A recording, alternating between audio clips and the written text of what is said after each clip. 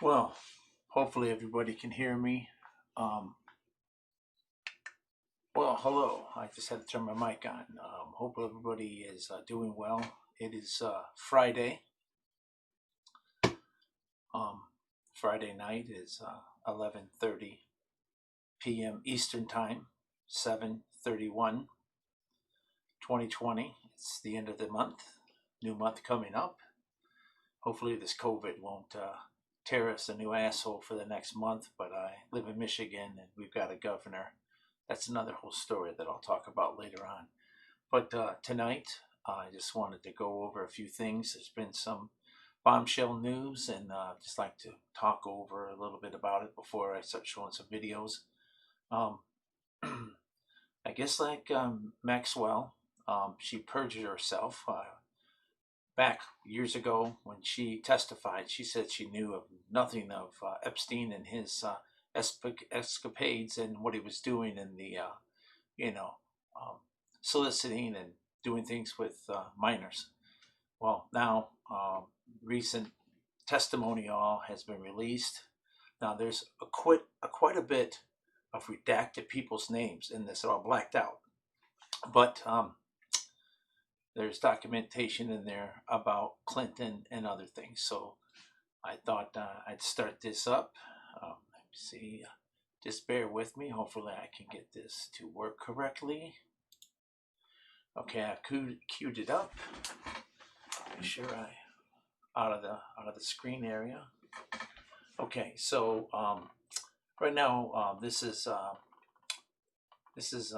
I'm not a big fan of CBS or whatever, but they're talking about the what's happening, and we'll go through and find out what they've got to say. I've got some other videos that I want to talk about too, and I'll give my opinion. Here we go. Now turning to more bombshells in the case against alleged Jeffrey Epstein co-conspirator Ghislaine Maxwell. Hundreds of documents and transcripts were released just hours ago after a judge unsealed the records from a civil defamation lawsuit against Maxwell in 2015. The documents detailed new information about sexual abuse claims against her and the former financier, which earlier this month she pleaded not guilty to being a part of. The files include a deposition from accuser Virginia Giuffre, and they also appear to contradict previous claims surrounding the last time Maxwell spoke to Epstein. CBS News correspondent Mola Lenghi reports from just outside the Brooklyn Detention Center, where Maxwell is being held. Just to stop you right there, there's been no complete proof. People are saying that she's held there, but many people believe that she's not even in this country because it's so corrupt. This country's so effing corrupt that she's not even in this this country, and they believe that she's talking already. So let's see. Let's go down this rabbit hole some more. Ghislaine Maxwell's attorneys tried to stop these documents from being unsealed, even asking a U.S. District Court judge to intervene with a phone call. That judge ultimately denied that request, saying that Maxwell's just trying to muddy the waters on her way to mounting a legal defense. To bring awareness to this. Weeks after Ghislaine Maxwell was denied release on bail as she awaits trial, she figures prominently into newly unsealed court documents, some of which accuse her of facilitating and participating in years of abuse against young women. As for Maxwell's recent claim that it's been more than a decade since she was in contact with Jeffrey Epstein, the documents appear to reveal that is untrue. In a January 2015 email exchange with Epstein, Maxwell wrote she'd appreciate it if a woman named Shelley would come out and say she had been Epstein's girlfriend.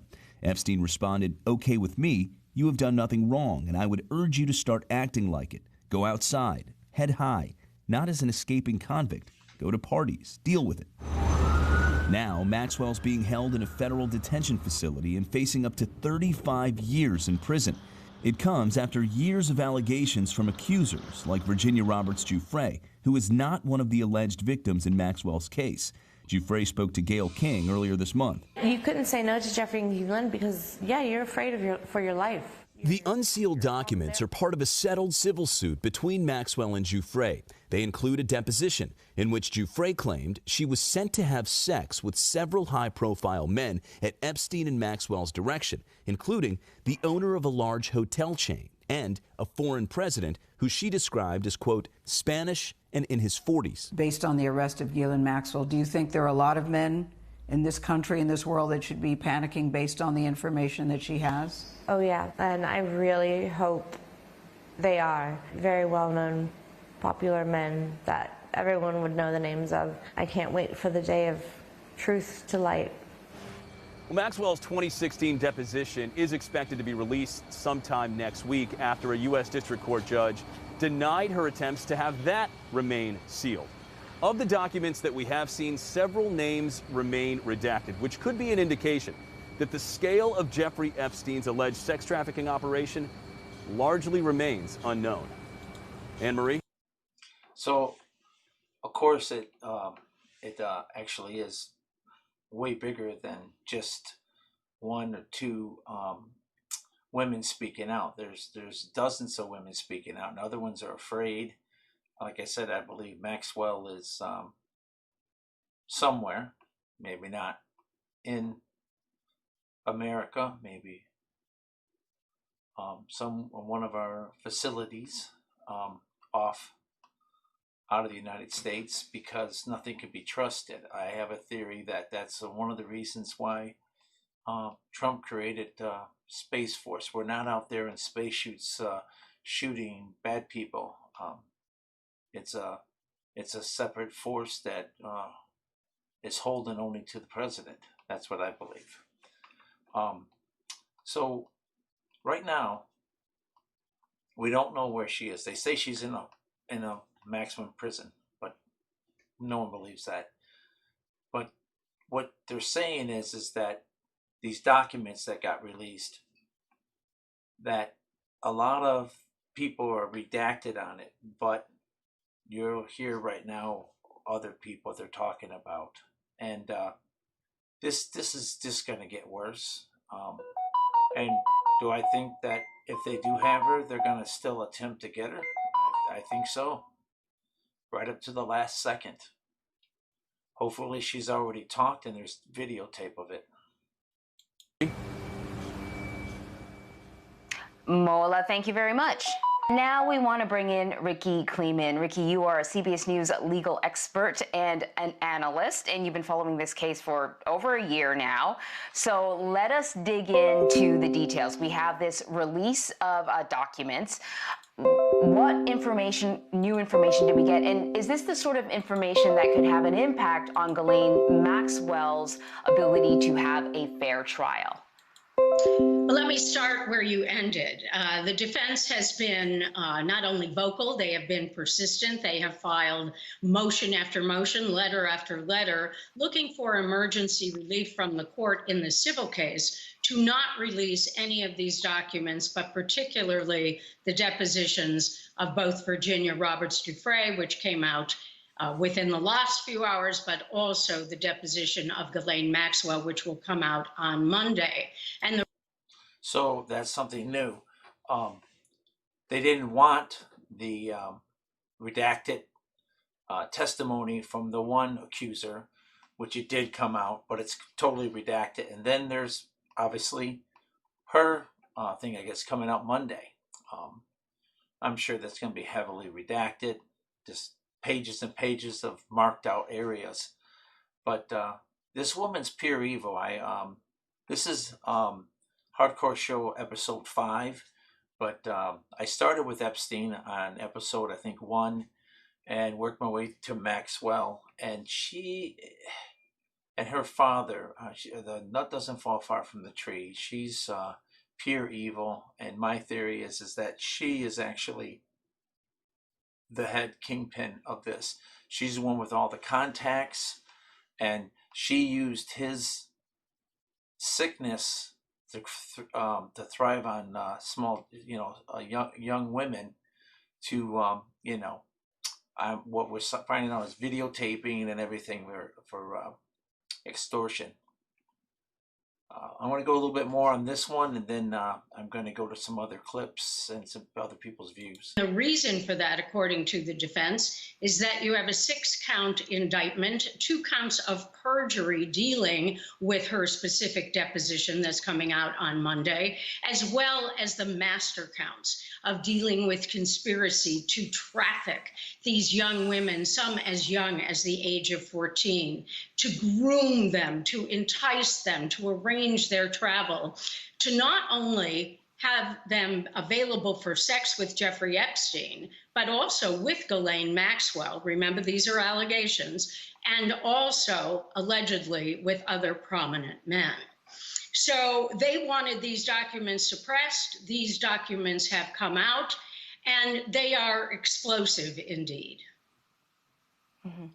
And so the focus of those documents, though, the focus was Jeffrey Epstein and his role, not Ghislaine Maxwell. But despite the focus being Epstein, does it even matter? Could they still contribute to Maxwell's case?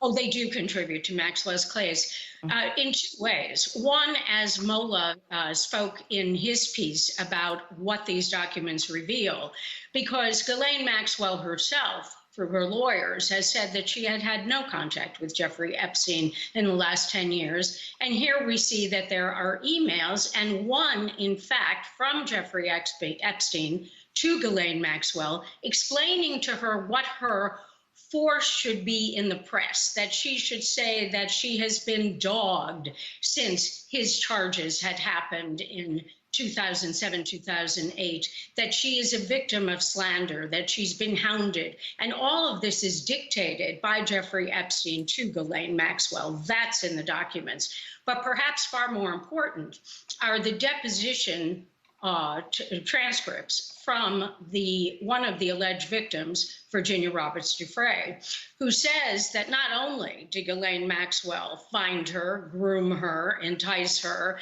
do all the arrangements for her, but that in fact, Ghislaine Maxwell participated in these sexual orgies, if you will, with Virginia, as well as with these other women. Again, remember what Ghislaine Maxwell is attempting to say is that this is all false, and that no matter what Virginia Roberts Giuffre says, and no matter how many times she says it, according to the defendant, it is not true. The government seems very, very strong that they can back up anything or most of the things that Virginia Roberts Giuffre says. And I assume that means other witnesses or travel records or documents. So just so we're clear, this is officially the second person now that says that Maxwell was involved. She was the groomer, and that she was participating in these underage sex acts. Also, the perjury charges she's getting is because when she was in court testifying, she said that she hadn't really been with, that she really hadn't been with Epstein and didn't know what he was doing. And plain you can see, he's telling her that, you know, she's like, hey, I wouldn't like to be your girlfriend. Can somebody else be be your girlfriend? And, you know, just lie low and stuff like that. These are all, you know, these are career criminals. They're deep and deep with the Clintons, and, you know, Hillary Clinton has a death count that continues. So I'm going to go a little bit more with this, and then I'm going to switch to another video. So the documents also reveal that Ghislaine Maxwell was working on a memoir. Can any of that be used in her case, or could she simply say, oh, it was just, you know, writing something fictional? There's, you know, nothing factual in that. Well, one of the things that we learned all the way back to the O.J. Simpson case is that there was testimony from a witness in the Simpson case where the witness was going to say, where the witness was saying that O.J. Simpson had told him he dreamed of killing Nicole Brown Simpson. So if you can say that you dreamed of something and it comes into evidence, I assume that there is a good argument to say that if you're writing a memoir, that much of the memoir can come into evidence unless it is really considered completely hearsay. The documents were heavily redacted, assuming that some of the redacted portions were the names of men who were involved in this alleged sex trafficking ring. Is there a likelihood that we would ever find out who those men are? And do they have any rights? We may find out who they are if it comes time for testimony in court and that testimony is rendered admissible in a criminal case. You also have to remember that these men, the powerful men, have said that they have done nothing wrong, that all of this is false. So it may be that the defense in the criminal case next July, a year from now, will want to call these men to attempt to show that Virginia Roberts Giuffre is not telling the truth. So here we have all this documentation. It's salacious, it's controversial. What do you see Ghislaine Maxwell's defense being with this information being released? Ghislaine Maxwell can have only one defense if she goes to trial, and it must be that guilty.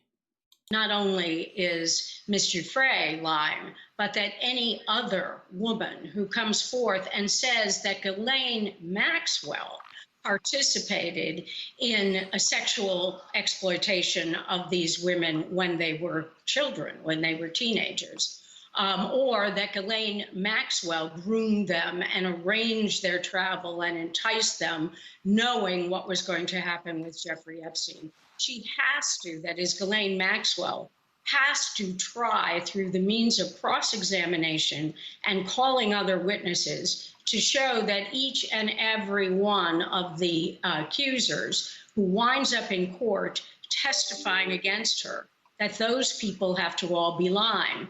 It's very much, Anne-Marie, as what we saw in the Harvey Weinstein case, what we saw in the Bill Cosby case. It's one. What about the Joe Biden case? What about the Me Too movement? I mean, you notice no one's talking about it, but this woman was groped, basically penetrated by Joe Biden when he was wearing his little gym bag she brought him. And, you know, the Me Too, because it wasn't the right political side, oh boy, these women need to be heard just like her. One thing to have one accuser, it's another thing to have two, but it certainly becomes really difficult for a defendant if you have 3, 4, 5 or more. In this case, in the indictment, the superseding indictment that was filed against Ghislaine Maxwell, what we do have here are 3 women, minors 1, 2, and 3. But I wouldn't be surprised if the prosecution intends to call a whole host of other alleged victims who will accuse Ghislaine Maxwell of being a very active participant in this horrendous allegation, again, about a sexual trafficking empire that was not only run by Jeffrey Epstein, but was also run by Ghislaine Maxwell. Like I said, I don't think Epstein's that smart. I know he was in the financial district and he helped banks, but I think he was extorting people. I believe that Maxwell is the brains of the outfit with the contacts. Which brings me to my last question. Jeffrey Epstein is no longer with us. Thank God. On the books, officially a suicide. And you know, it took many years for the women who say they were victimized by him to come forward, to be taken seriously by authorities, and a number of them were ready to testify against him when he died. And so maybe they'll get a chance to sort of share their story again with Ghislaine Maxwell's case. If you notice, when she's trying to say, yeah, he committed suicide, she can barely keep a straight face. She keeps looking down. But I wonder, do you see, at least in terms of the way the argument is built, and almost maybe for a little bit of satisfaction, that for Ghislaine Maxwell, it's not just her on trial. In a way, it's the ghost of Jeffrey Epstein on trial with her. There is no doubt that the ghost of Jeffrey Epstein is ever present in the trial of Ghislaine Maxwell, which will happen in July of 2021, should she actually go to July of 2021. Now, I have a theory. Why so long? Why so long to get this woman in? Because if she's talking or not talking, they want time to check in on what this is. And if you've noticed, there's quite a few people that are wearing tethers. It's not a hip-hop thing. It's not a star thing. Some people, for instance, Tom Hanks, known pedophile. He is now wanting to, where's he moving to? I don't know, France or Italy. Yeah, he's moving. He's moving.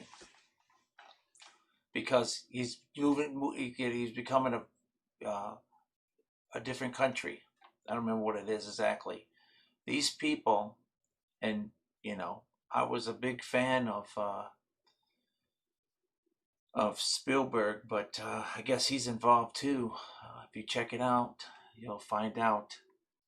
All right, I want to finish this up and I'll switch to another video. But Maxwell,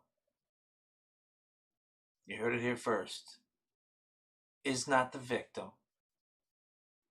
She is the madam, the controller, overseer of this whole enterprise. To trial. You cannot do this case without looking at both of them as being partners in a sexual trafficking empire of trafficking women who are really girls, who are ages 14, 15 to 21. It is said that what happened was that Jeffrey Epstein liked them young, and that one of the accusers is going to say that Ghislaine Maxwell used to go out trolling for, quote unquote, the nubiles, and that it was the young ones that he was looking for. And then, of course, he got tired of them and then wanted more and more. And no, what he did is he and Maxwell groomed them and then hoard them out to their friends and videotaped, and then extortion on people. And younger and younger and newer and newer. It's a terribly salacious and tawdry tale. Mm-hmm. Yeah, you said it. Ricky Kleeman, thank you so much. Thank you, Anne-Marie. Now turning to... Okay, I'm going to go back and I'm going to go to another one. But before we do that, I'm going to go to, let me see, which one am I going to go to? I'm going to go to, is this the one? Okay, I'm going to go to this one. Tucker is talking to Epstein's lawyer. Now, he has also been in the news back then and now that he was taking part in this sex with minors. He claims he wasn't, but let's see how he squirms on this, on Tucker Carlson. But when you were on Pedo Island or at his place, when you borrowed his place in Palm Beach or your house in New York, with my grandchildren. Okay, but every picture his grandchildren, my ass. That's a pretty big island. He might have brought them there. But this looks like a little pedophile to me. I've ever seen of his properties, you see young women around. Were there no young women when you were on his plane or any of his properties? I None. never saw him in the presence of a young woman. When I was there with my children and grandchildren, there was a housekeeper and the housekeeper's wife. That's it. Nobody else was there. There were no pictures. I never saw him in the presence of a young woman. I never saw him in the presence of an underage woman. If I had, I would have turned him in immediately. My wife never saw him. Remember, lawyers always tell the truth, especially defense lawyers. They are completely 100%, and money, fame will never stray them. They are legitimate liars. In the presence of a young woman, the only time I was with him was in academic situations, when I was representing him as a lawyer. Yes, he lent me his house because my granddaughter was in a soccer tournament, but it was empty. It was only the housekeeper, and it was just a friendly gesture to lend me his house. If I knew that anything had gone on in that house. But okay, so you see what happened there. Yeah, so I'm going to go back to here, and I'm going to go to another one. All right, so this one I'm going to start off. We're going to talk about what's happening. This is another one that today there's been quite a few people all with different views, similar to the same thing. Gang, let's dive right in here. Former President Bill Clinton is now officially implicated in the sordid web surrounding convicted sex offender Jeffrey Epstein. Fox News is reporting that a trove of sealed documents have been released to the public as of last night, Thursday. Documents that Ghislaine Maxwell's lawyers were doing everything they can to keep sealed. Ghislaine Maxwell, of course, being Epstein's former girlfriend and confidant and accused madam who helped arrange Epstein's sexual abuse of underage girls. Now, according to Fox News, the newly released doc... Think about this. Maxwell. Ghislaine Maxwell. Her father was a multi-millionaire, crooked person, ended up dead floating in the water from his yacht. Like I said, the nut doesn't fall far from the tree. She's the one with all the influence. I don't see somebody, when people still cannot find where Epstein made the money. If you remember last week, they put a judge in charge to find the Denmark bank, which Epstein was involved in. They want to find out where he got all this money for all these places. All of a sudden, a UPS driver pulls up, the son answers the door. The UPS driver shoots him, kills him, shoots the husband up. She was down in the basement, and she just got put in charge to investigate these people. If you think it's for by incident, it's not. And not only that, it twists more because the guy they caught with a bullet hole, killed himself, kind of like Epstein killed himself. Is a really crappy lawyer that, ambulance chasing lawyer. They said that had dealings with her before, but I think he was hired to do this. That's my opinion. I believe that they had something on him and he had to go do this. And when it didn't happen, either he took care of himself or they did it to loosen ends. That's why I'm afraid that Maxwell will end up being in some thing where, they say she's in this prison. Hope she doesn't hang herself.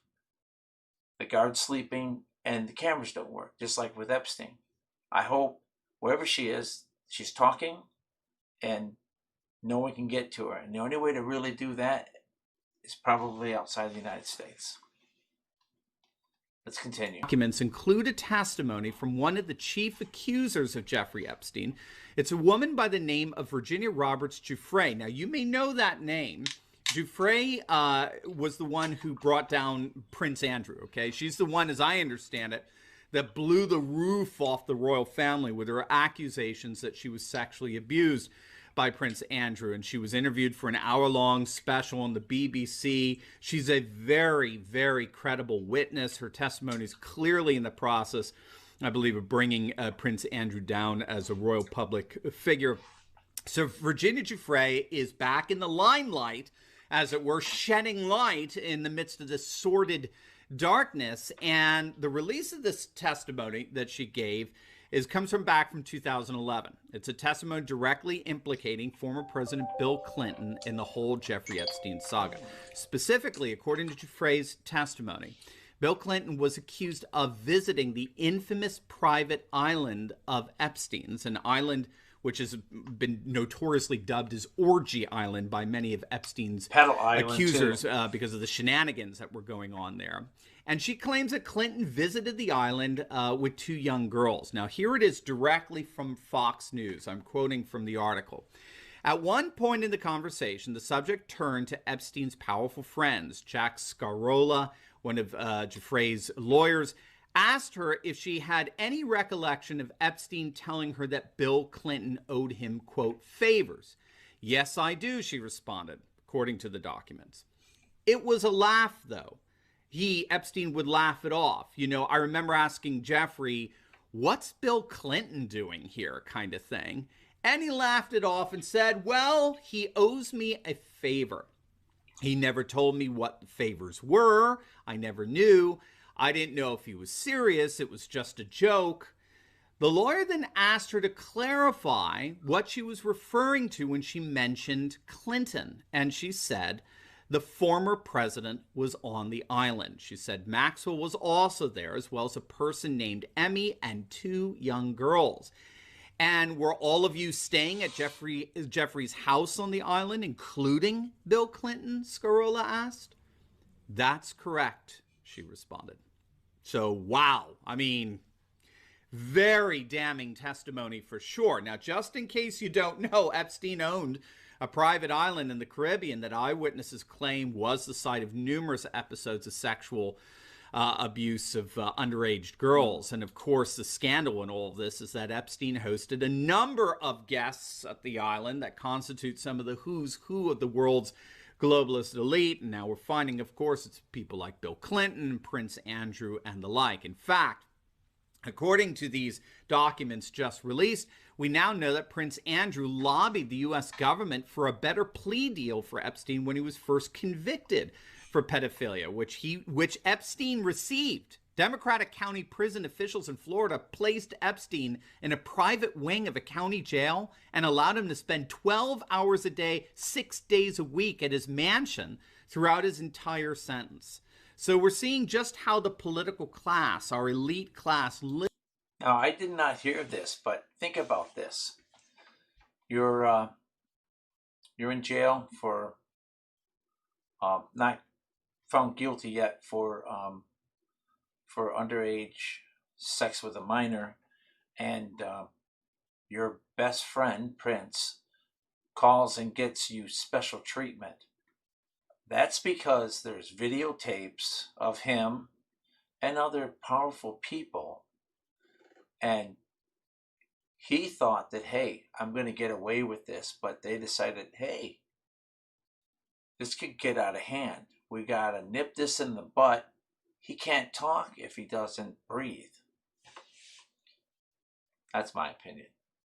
I mean, everything points to it. You see this in this, you can't make this crap up. It's like in the movies. Live according to their own rules. They make the laws that we all have to live under while they live above the law, right? And this, to me, is what's so significant about the whole Jeffrey Epstein sordid saga. What's so significant is that it underscores the radical discrepancy between the ruling class and the ruled, the political class and the people, a discrepancy which is currently fueling a worldwide populist revolt like we have never seen. And we've talked about this on a number of our other videos. But what we have to understand is that part of the political paradigm shift that we're seeing throughout the world today is a move away from the old partisan animosity. So we're no longer seeing the world in terms of Republicans versus Democrats or conservatives versus liberals or right versus left. Increasingly, more and more of the world's population is seeing the new political animosity as between the political class versus the people, The rulers versus the ruled. This is the massive populist wave that's quite literally sweeping the world and in turn sweeping the corrupt and debauched political class out of power from more and more countries, and for good reason. Populists are deeply suspicious of our elite class, our political and corporate and media and university class, who are seen as ruling for their own benefit rather than for the benefit of those they claim to represent. And so populism cuts across the grain of both political parties. We saw this with Brexit back in June of 2016, where otherwise loyal constituents of the left-wing Labour Party crossed over and voted for Brexit. They voted to leave the European Union, while their Labour Party representatives all voted to remain with the EU. We saw this with the Trump campaign just a few months later. Nearly 200 counties in Wisconsin, Iowa, Michigan, Pennsylvania, Minnesota that voted for the Democratic presidential candidate in every single presidential election in the last 30 years suddenly defected and voted for Trump by upwards of a 20-point margin. So populism cuts across the grain of both political parties and inevitably realigns politics around the new animosity between the people and the political class, the rulers and the ruled. And the whole Jeffrey Epstein saga further underscores this massive chasm between the people and our ruling class. It reveals just how depraved our ruling elite really are. They don't rule with any sense of common decency or civic virtue. They are power-hungry elitists and nothing more. Again, we've talked about this before, but I think it bears repeating. The Polish psychologist Andrew Lobachevsky, he studied the Marxist elite for over 40 years, and he concluded that they really are all psychopaths. And when the world is run by psychopaths, it becomes hysterical. It literally becomes insane. And I couldn't diagnose this situation better than that. Epstein and the Democrats and the Democratic communication wing known as the mainstream media, who up until now deliberately ignored the whole Epstein saga. We have direct evidence of that from an uncovered video that caught ABC News reporter Amy Robach talking to her producer. Do you remember this? And what she had to say about the whole Jeffrey Epstein thing and the executives at ABC who covered up for him was utterly shocking. It was a hot mic moment, and she was caught back in August, I guess, of last year when the whole Epstein thing began to spin out of control after he was killed. So Epstein got himself perished, right? I think that was around August 10th. And this is when Robach went on this rant to her producer that was caught on hot mic on video. And according to Robach, ABC News is guilty of actually covering up substantial evidence, and not only Epstein's pedophilia, but also Bill Clinton's involvement with Epstein, as well as Prince Andrew. She said that there were threats, particularly from the royal family against ABC News, and the executives decided to kill the whole story. Now, of course, this lead reporter, Amy Robach, she was absolutely pissed because she could have been known forever as the one who broke the story on Epstein and his elite club of the who's who of globalist perverts. This would have been the hallmark of her journalistic career, but instead, she was silenced. She was silenced by fellow globalist elite media executives. So, also, she was silenced, but we're finding out now that not only was ABC threatened, that the royals have some type of an agreement that no one from the royal family can ever be charged, kind of like diplomatic immunity. And that's what they're trying to use with the Princey boy there. So I think it's bullshit. All right, this is almost over. I'm going to switch to another one. The Democrats, the globalists, corporatist globalist media, Epstein, Clinton, they really are all psychopaths. There's absolutely no point in trying to figure them out. They care nothing, nothing. Not one whit about these poor young girls. They don't care a rip about justice. They don't care about Epstein and what he did or allegedly did or whatever. They certainly don't give a rip about the admitted indiscretions of Bill Clinton. All these elite care about is power. That's it. They want to rule the world. All they care about is their own power, their own elite status in a globalized world that rules the masses in accordance with the supposedly salvific whims of a secular aristocratic elite into which these useful idiots in the corporatist globalist media have been admitted. So not only that it's, globalist and everything like that, I believe it has to do with narcissism. One thing they say about Epstein and Maxwell, they were narcissists. They believed that anything they did, whatever, they were untouchable, and that by having things, videos, conference, everything on people, made them superior to people. And if you've ever met someone who's a narcissist, they stink up a room pretty bad. Democrats and politics and media work together to try to pull off this charade, but the beauty of it all is it's all collapsing. That's why they hate Trump so much, gang. Make no mistake, as Tucker Carlson so often says, they hate Trump because they cannot control him. They hate him because they can't control him, which means that they hate us.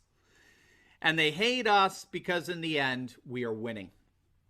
We're winning and they are losing. They are losing their power.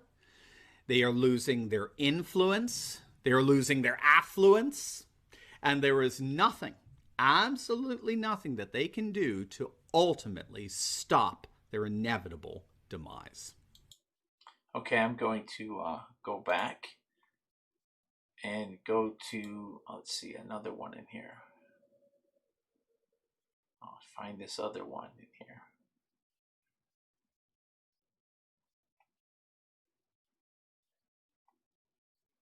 Another one in here.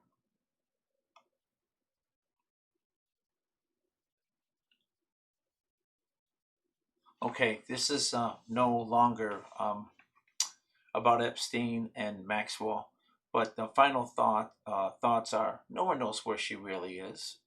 No one's even seen a picture of her.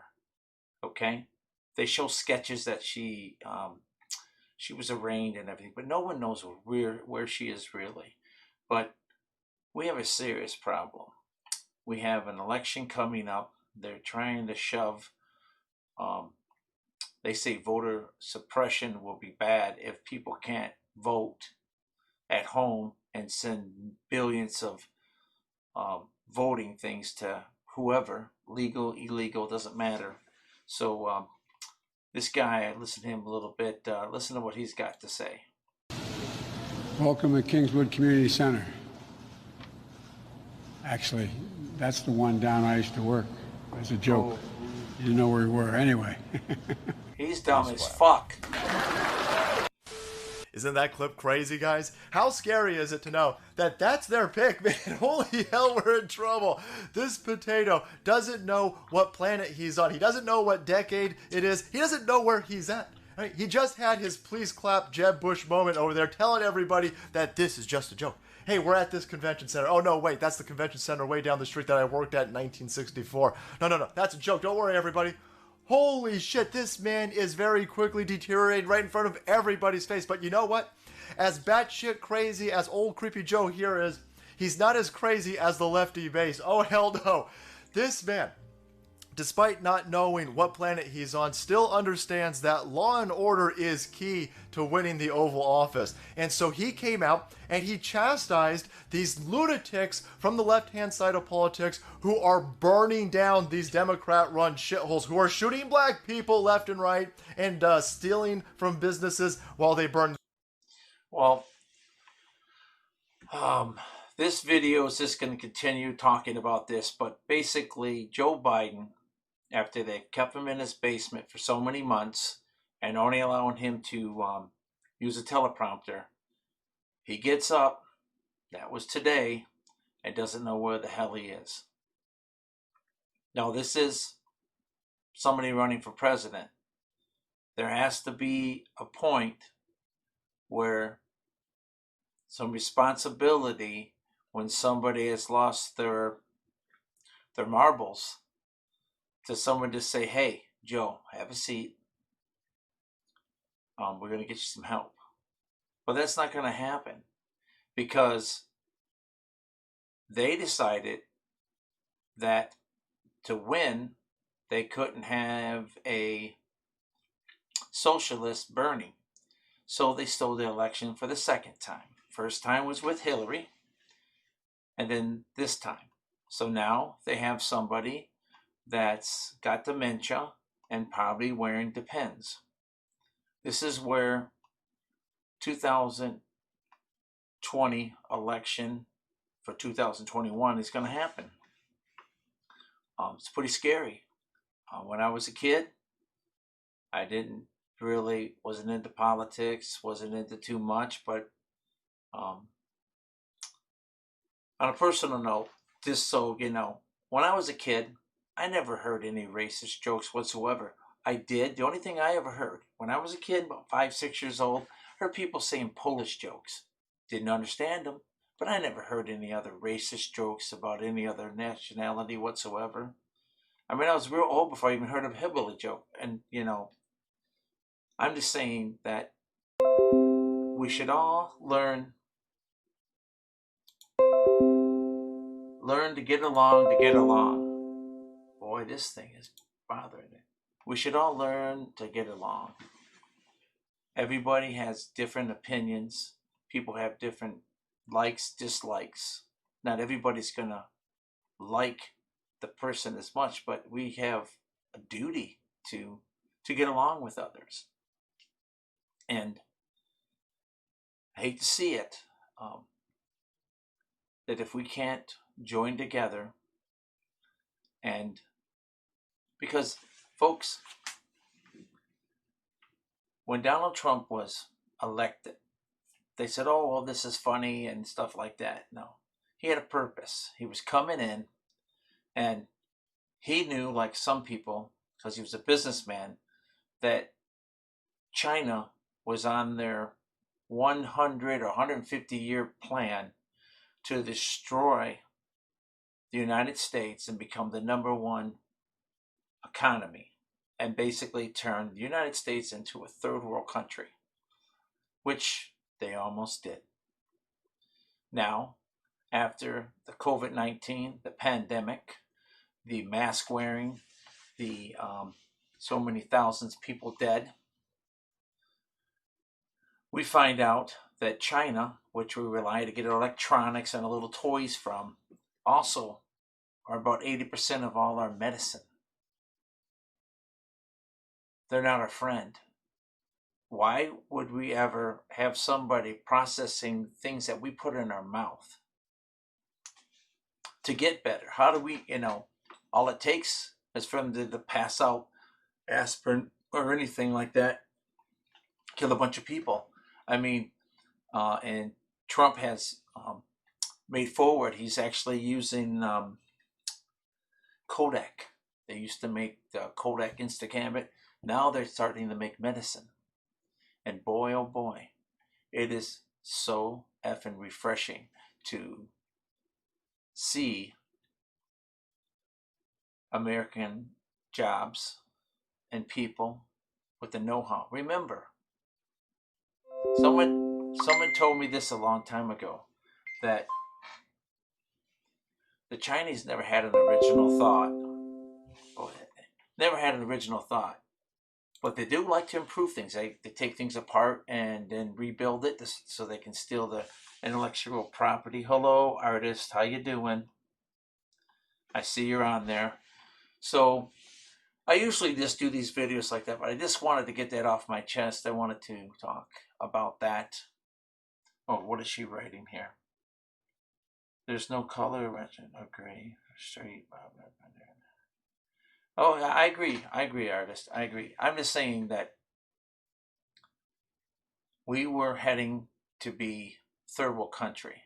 Now, I've traveled around the world for years, been to a lot of countries. One of the ones is India, and that's a third world country, disguised as a, let's say, a tech. They say that they're the head of the tech. What they do is they make CDs there for Microsoft and everybody else, and for Apple and everything. So, all right, thanks. I'm getting thumbs up from somebody. Appreciate it. So,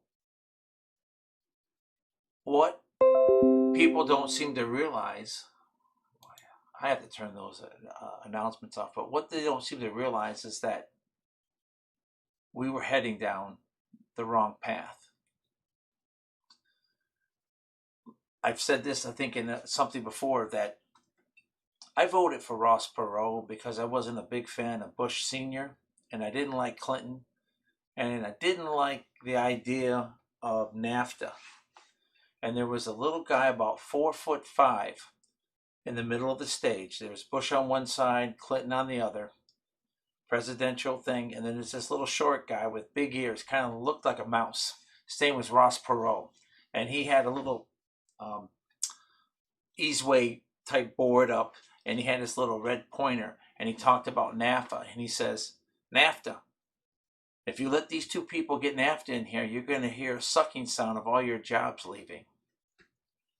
30 years later, look where we are. I'm just saying that America is the greatest country in the world. Unfortunately, we've sold ourselves out like a whore. It's time to pull the britches back up, close shop, and bring things back. I'm going to sign off. I just wanted to give a little bit of view. I'm going to be trying to do some other things on the Hardcore Show. I'm new at this. This is only my 5th episode, and I had to figure out all this stuff and figure it all out. I'm not really great at it, but I'm going to learn how to do split screen, maybe do some Skype or something calls and get some people in and discuss stuff. But if you are watching or you have watched, I do appreciate it. And peace out for everybody, and stay safe. If it's, just watch yourself. I mean, panic causes the world to be unsure, and when you're unsure, that's when shit goes down. Appreciate it, everybody. Have a great Saturday and Sunday, and if you don't have to work, hopefully they'll get this stimulus bill out and let this money keep flowing for people like restaurant people and stuff that don't have a job to go to because it's stopped. And I'm in Michigan, so Whitmer is shutting things down daily. She's a little Nazi. All right. Thank you very much, everybody.